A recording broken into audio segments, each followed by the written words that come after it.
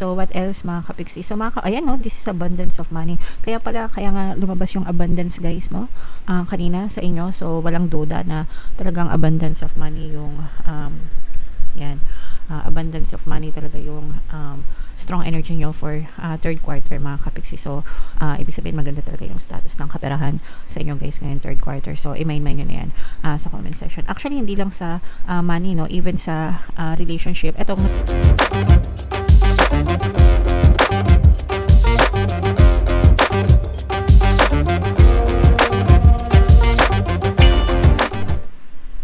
hello guys, hello Scorpio, welcome back to Pinoy Pixie Tarot. Ang pamagat ng episode natin for tonight is third quarter kapalaran para ngayong July, August, September para sa Scorpio, Sun, Moon, Rising Sign, and Venus. So unahin natin tong deck na to mga kapiksi. Tingnan natin yung mga mensahe sa inyo ng inyong mga gabay. And again sa mga naghahanap guys sa mga pampaswerte na lucky charms, lucky bracelet guys, may mga items tayo sa description box nitong video. Pwede nyo i-check yan mga kapiksi. So ito yung mga mensahe sa inyo guys no. Unang-una, meron tayong abundance na message para sa inyo mga kapiksi no.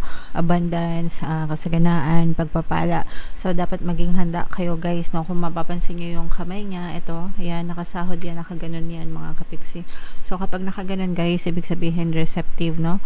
Pag sinabing receptive, ready to receive, handa sa pagtanggap no. So dapat handa kayo sa pagtanggap ng mga blessings, and para mailagay kayo guys sa receptive energy, kailangan palagi kayong nagpapasalamat guys no. Sa mga blessings, pagpapala, the more na nagpapasalamat kayo, the more na appreciative kayo guys, the more na binubuksan nyo yung pintuan ng abundance sa buhay nyo. So i-welcome nyo ito guys sa buhay nyo, okay? And for some of you guys no, kung meron kayong kailangan pagdesisyonan, huwag kayong magpadalos-dalos sa mga pagdedesisyon nyo, huwag kayong magmadali mga kapiksi. Make sure na nasa inyo yung mga tamang information guys no, bago kayo magdesisyon para maiwasan yung pagkakamali. So you have to gather as much as information na kailangan nyo guys para iwas disgrasya, iwas scam, okay? And kung meron kayong mga bagay na nagugulumihanan, kung naguguluhan kayo guys, magdasal kayo and mag-meditate kayo.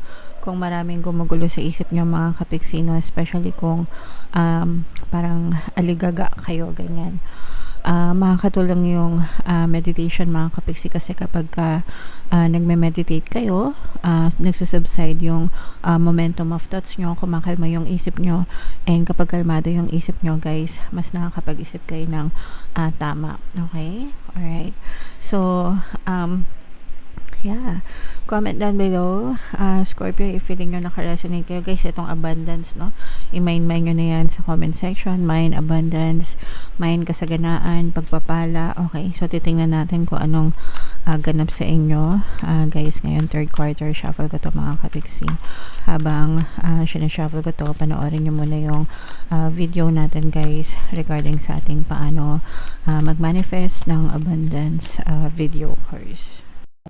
Kapiksi, sawa ka na ba sa mga struggles at hirap sa buhay mo? Masipag ka ba at masikap sa buhay ngunit hindi ka pa rin umaasenso? Ilang beses ka na bang nag-attempt mag-negosyo at mag-invest pero palagi ka pa rin nalulugi? Sa pagkakataon na ito ay maaaring may subconscious beliefs ka na nagiging balakid sa iyong pag-unlad at pagyaman. Introducing, paano mag-manifest ng abundance video course. Dito ay matututunan mong ma-overcome ang mga balakid mo para tuluyan ka ng umunlad, umasenso, sumagana, maging matagumpay, successful at maswerte sa iyong kabuhayan, pera, trabaho, negosyo, salapi at kaperahan ng bonggang-bongga. Dali, mag-send na ng email sa pinoypixie@gmail.com at simulan na ang iyong pagyaman ngayon. Alright, so sa lahat ng gusto mag-avail ng course guys, naka-flash sa screen nyo. Una, meron tayong paano mag-manifest ng abundance video course. Meron din tayong paano mawala ang third party at magkaroon ng harmonious na relationship. And meron din tayong paano pabalikin si ex, revise breakup. So sa mga interesado guys, mag-send lang kayo ng email sa pinoypixie@gmail.com. So, Scorpio guys, kayo ay na-represent ng Queen of Cups sa ating spread mga kapiksi. Latag natin yung spread nyo guys. Tatlong beses tayo maglalatag ng spread mga kapiksi. Isa for July, isa for August, isa for September. Pero anytime sa loob ng third quarter mga kapiksi, pwede nyo itong ma-experience. And by the way guys, no, sa mga naghahanap ng mga pampaswerte na Lucky Charms, Lucky Bracelet, check nyo lang yung mga items sa description box mga kapiksi. So, eto guys, Scorpio, medyo, this is both negative and positive. Medyo mas marami yung negative dito guys. Meron dito yung presence ng Earth signs, Capricorn, Taurus, Virgo, at saka Water sign, Cancer, Pisces, Scorpio. For some of you, maaari may ganyan kayong element sa inyong natal chart or you may be dealing with other people na may ganyan sign. Eto guys, mag-ingat kayo sa mga manluloko. Actually, maluloko kayo, no? Malaki yung chance na maloko kayo mga kapiksi, and maaari itong magbigay ng sakit ng ulo sa inyo. Pwedeng sa ano to guys, no, sa relationship. So sa mga may karelasyon, may mga partner or specific person, you may be dealing with a cheater mga kapiksi, no? Pwedeng niloloko kayo ng person nyo, feeling nyo tinraidor kayo, pwedeng ipagpalit kayo sa iba or something like that. Depende, iba-iba kayo ng sitwasyon mga kapiksi, but medyo masakit yung ulo nyo. This is very stressful para sa inyo, and talagang super parang magiging heartbroken kayo with this specific person mga kapiksi. So medyo mabigat itong pagdadaanan or pinagdadaanan nyo guys pagdating sa relasyon. So syempre kayo lang yung makakapag-ayos nyan with your person mga kapiksi. Kung gusto nyo maayos yung mga relasyon nyo, meron tayong mga subliminals for relationship kung gusto nyo pakinggan nyo guys. Pwedeng makatulong sa inyo or yung mga courses natin, pero syempre pagdating sa relasyon, kayo lang din talaga yung makaka-resolve nyan mga kapiksi. So medyo mag-ingat na lang kayo guys, okay? So yan, medyo malala guys yung negative energy na nakita natin sa inyo. On the good side naman guys, kung kayo naman ay parang ano din, parang lalaban din kayo, especially guys kung yung iba kasi sa inyo guys, hindi lang sa cheating yung ginagawa sa inyo, pero pwedeng abusive din, no? Kumbaga parang abusive partner, abusive relationship. Pero makakamtan nyo rin yung justice mga kapiksi, no? So ibig sabihin makakamtan nyo din yung justice, parang pwedeng makawala ka rin dito sa sitwasyon na to mga kapiksi kung ipaglalaban mo, if you will stand up for yourself, no? Kumbaga hindi mo hahayaan na apakapakan ka ng person mo, kung hindi mo hayaan na abusuhin ka kapiksi, no? Makakamit mo rin yung tamang hustisya para sa inyo mga kapiksi. So meron kasing iba na sa relationship, para lang wag silang iwanan ng person nila, tinotolerate nila yung ugali ng mga specific person nila. Ganon. Pero yung iba talaga meron silang paninindigan to cut off the relationship para hindi sila maabuso ng mga partners nila. So kayo parang ganon mga kapiksi, no? Parang ipaglalaban nyo yung karapatan nyo. So yeah. So that's more relationship energy mga kapiksi. So what else guys? Tingnan pa natin yung energy nyo. Ito naman guys, ito sa pera naman, sobrang ganda naman ang energy nyo sa pera. Ito yung kabaliktaran ng inyong relasyon mga kapiksi. Meron ditong fire signs guys, Aries, Leo, Sagittarius. For some of you, maaaring may fire element kayo sa inyong natal chart or you may be dealing with fire signs mga kapiksi. So unang-una muna mga kapiksi, no, you will focus on your healing kasi nga 'di ba yung iba sa inyo talagang broken hearted kayo sa relationship, sa mga partner nyo or specific person.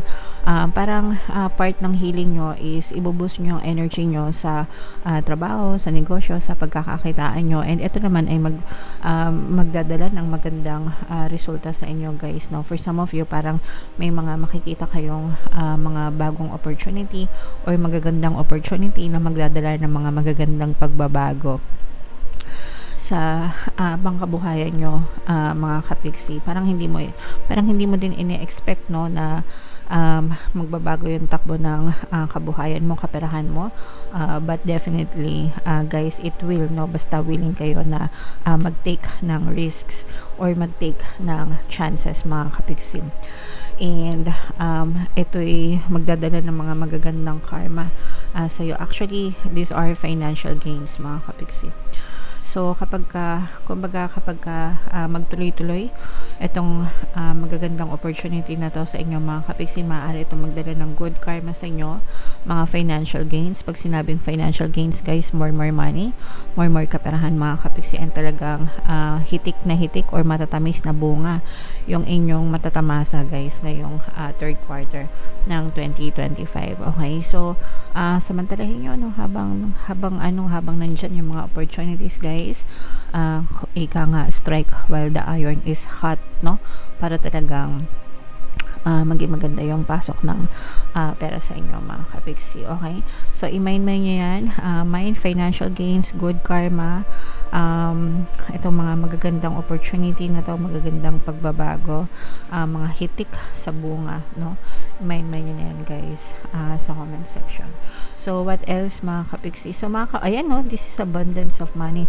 Kaya nga lumabas yung abundance guys, no, kanina sa inyo. So walang duda na talagang abundance of money yung yan, abundance of money talaga yung strong energy nyo for third quarter mga kapiksi. So ibig sabihin maganda talaga yung status ng kaperahan sa inyo guys ngayon third quarter. So i-mind nyo na yan sa comment section. Actually hindi lang sa money, no, even sa relationship. Etong relationship na to, not specific sa romantic relationship, pero yung relationship mo with family, with friends, ganyan, sa ibang tao, yan yung nakikita nating abundance of love and happiness. Kumbaga, kung medyo sumablay ka man sa romantic energy mo, pagdating naman sa relationship sa ibang tao guys, super okay naman kayo mga kapiksi. And makabangon din kayo, mag-heal din yung mga sugat nyo dito mga kapiksi, no? And parang bibigyan ka ng chance ni universe para mapawi yung iyong mga pagmamokmok. Ibig sabihin mag-heal ka, maging ma-okay ka guys. Kumbaga parang bibigyan ka ng chance ni universe na maka-recover, maka-move on dun sa pagiging broken hearted mo mga kapiksi. Although for some of you guys, nakikita natin na may mga times na maiisip mo pa rin yung mga problema mo, specifically sa jowa mo mga kapiksi, no. Yung iba sa inyo guys parang medyo na trauma din, no, or matotrauma sa mga ex-person nyo. Abusive kasi yung relationship mga kapiksi, kaya parang yung iba sa inyo ayaw ng umibig ulit or ayaw ng magmahal ulit. So parang ganun. Syempre iba-iba naman kayo mga kapiksi, di ba? It will not resonate with all, but if it resonates with you guys, comment down below mga kapiksi. Okay? Alright. So comment down below guys if feeling nyo naka-resonate kayo. Lahat dito guys ng magaganda, i-mind nyo na, especially itong abundance of money guys, no. So i-mind nyo na lahat yan sa comment section. So for more tarot readings guys, ito yung playlist nyo. Ito naman yung ating success stories ng paano mag-manifest ng abundance video course. Thank you for liking, sharing, and subscribing guys. See you next time. I love you all. Have a nice day. Bye bye.